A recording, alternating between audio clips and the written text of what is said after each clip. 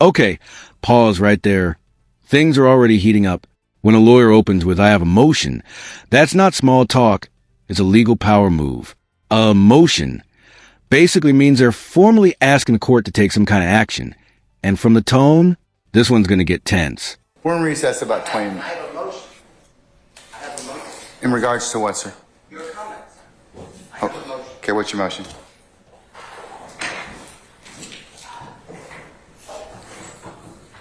That's a serious accusation. For a defense attorney to say a judge acted inappropriately in front of the jury, that's bold. It hints at something deeper, potential bias. Remember, if the jury sees a judge scolding the defense unfairly, it can poison their perception of the entire case.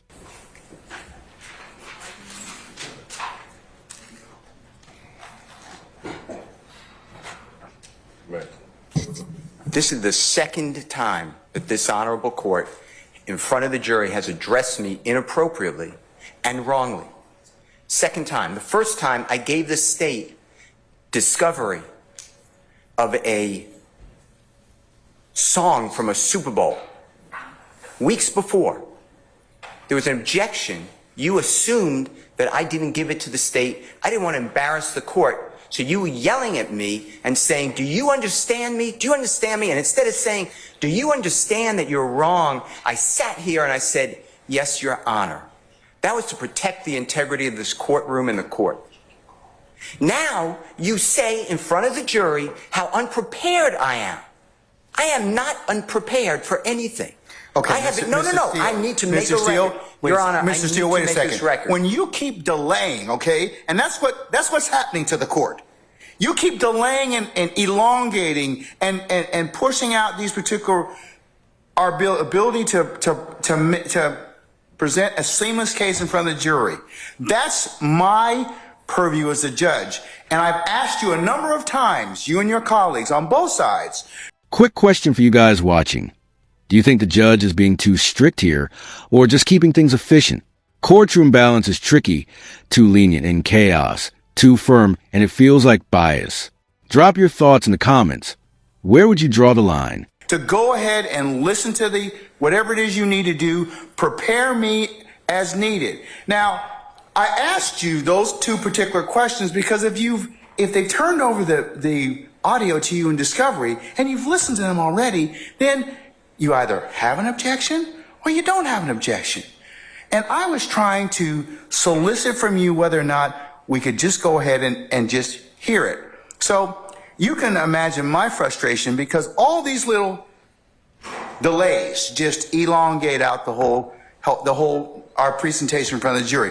That's for your benefit, not for mine, Your Honor. So that's why I've told you all at various times during this particular case. It's not because I want to embarrass you, Mr. Steele. It's just that I'm trying to kind of keep this thing presented in a way that the jury can listen to it.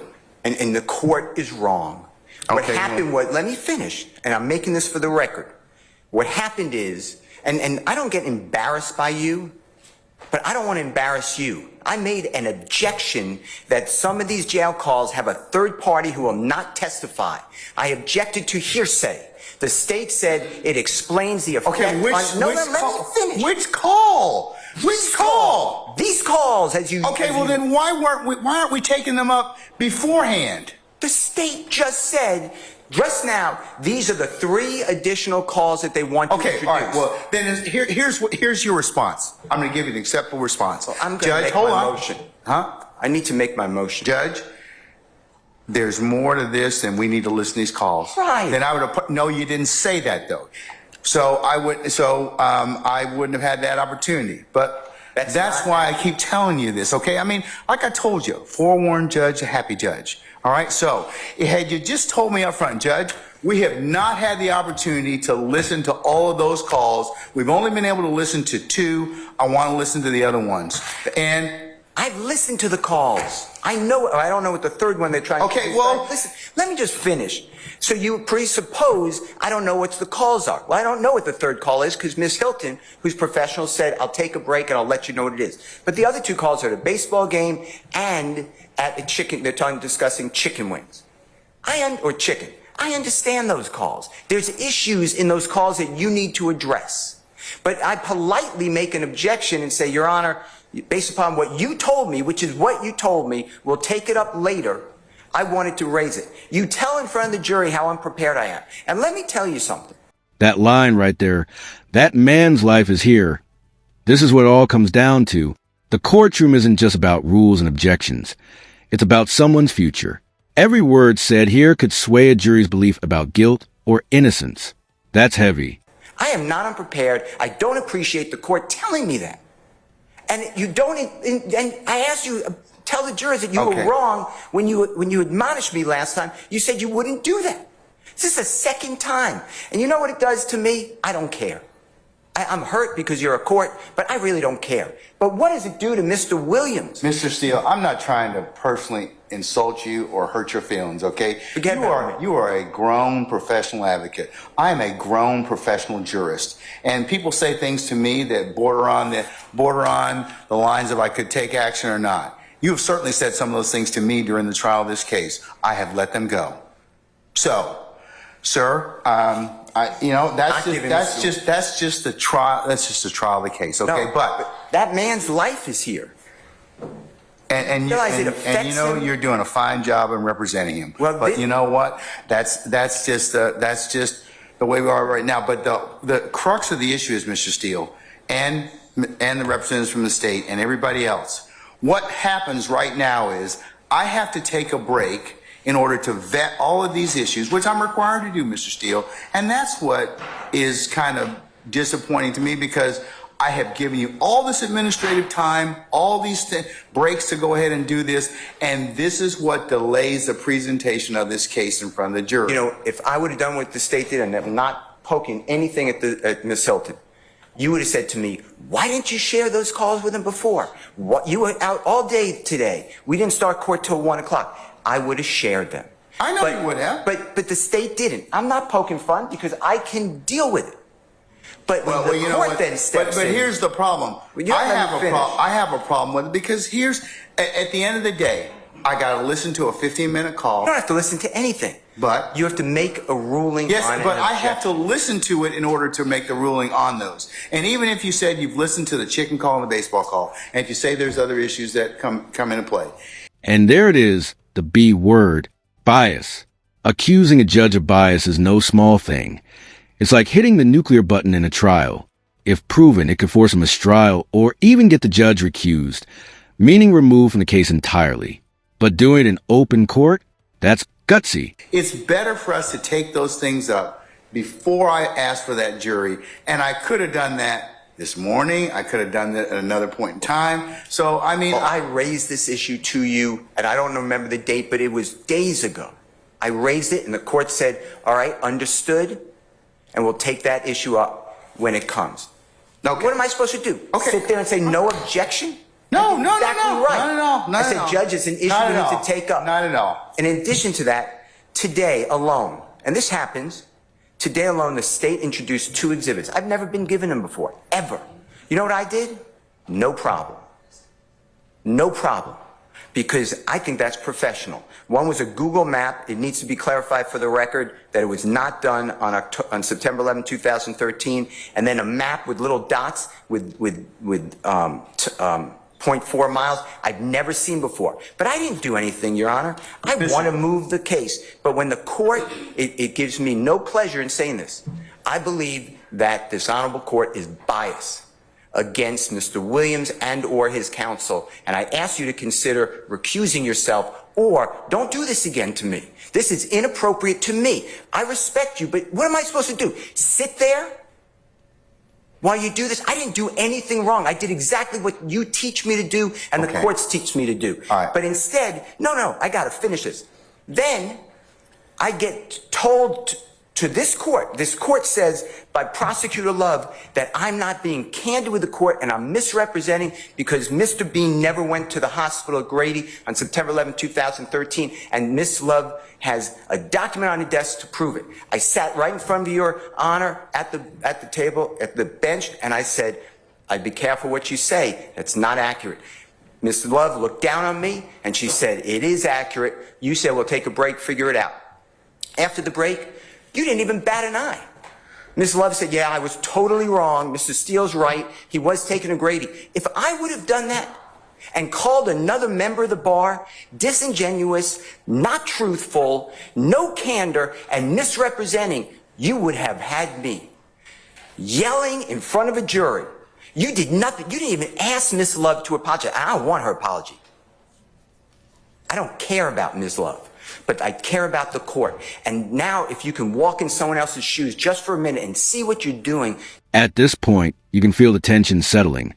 The judge is defending his own conduct now. It's no longer just about evidence or calls. It's about courtroom authority. Who's really in control? The law, the process, or the personalities running it? To Mr. Williams, because it's hurtful.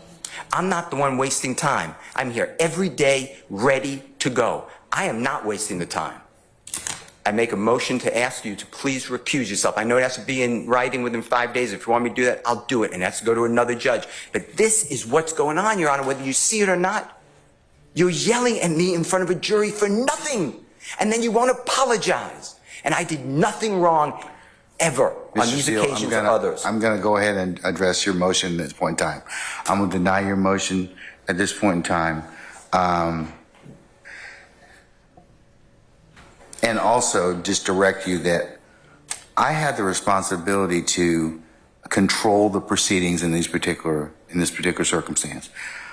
Sometimes things get kind of heated, and that's that's the crucible and trial of any particular case. I am not in any way intimating or insinuating that you are not professional, you are not prepared, but the things that I am bringing up to both of you, and I have fussed at both sides for this particular issue of not being prepared in the sense of, and the only reason it affects the trial of the case is it makes the proceedings a lot longer than they should be, because all these things could be taken up. And sometimes if we've got to parse out all these things, as you can see right now, it takes time, and that's what I'm kind of concerned about, having been a jurist for a long time.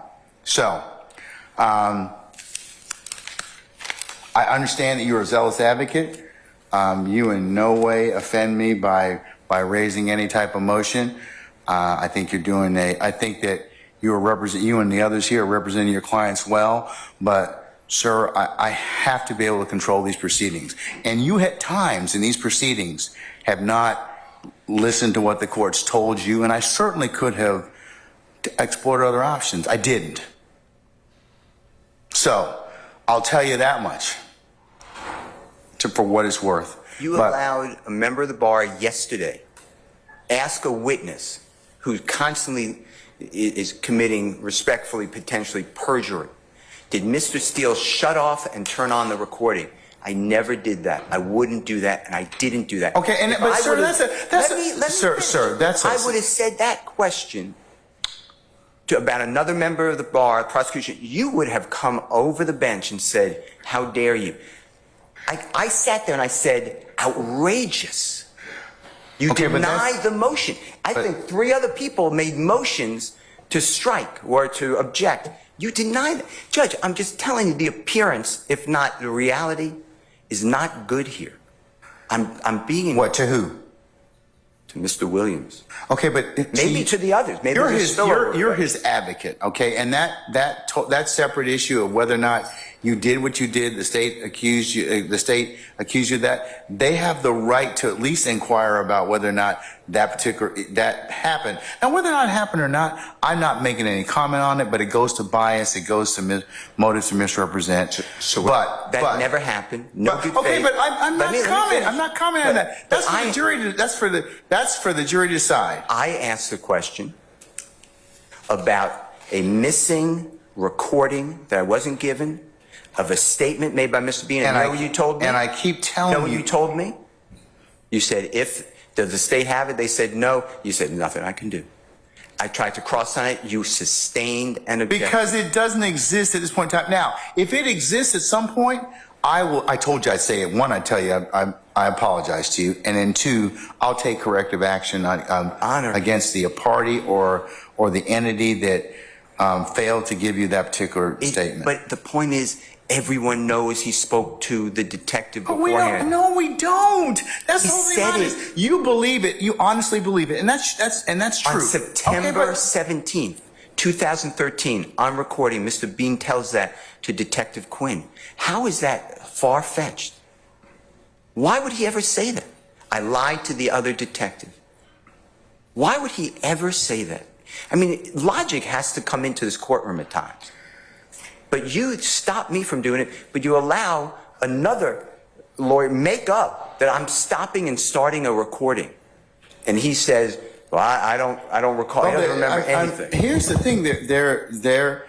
That's why probably Miss Love asked me to put it under seal for the time being. But I mean, I'm not saying anything. But if true, that's a pretty serious accusation. If true, I'll die right now. How about that, Judge Glanville? Your Honor, I object to this. I don't care about her objection. I'm speaking with the Your court. Honor, I object. I'm I'd like to speaking level with an the court. objection. Okay. I'm All right. speaking Let with him the finish, court. and then you can state your. My point is, if you don't see what's going on, it's because you're not viewing it out of the lens But of a juror. Mr. Steele, I can't do that. I have to be the referee. So the jury decides those particular issues of believability and credibility. Now, I'm not getting into the throes of war between you and the state. That's your business, and that is I have certainly nothing to do with a throw war. No, but I mean, it's your ability as an advocate. I told you before. That's your ability as an advocate. All right. What I'm saying is, you said in front of this jury, I was unprofessional. I am not unprofessional. You were wrong. I think at that particular point in time, given the totality of what happened, that's what the court's assessment was. Sir, I am.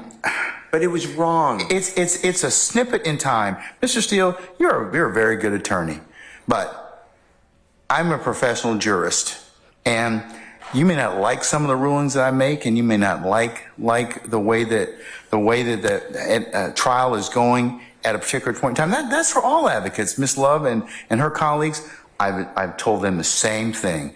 But I think that, my job as the referee is to give you a fair trial. And that's what I'm going to do. Well, I hope that's true. But you just told the jury I'm unprepared. And I am prepared. I don't understand why you would say that.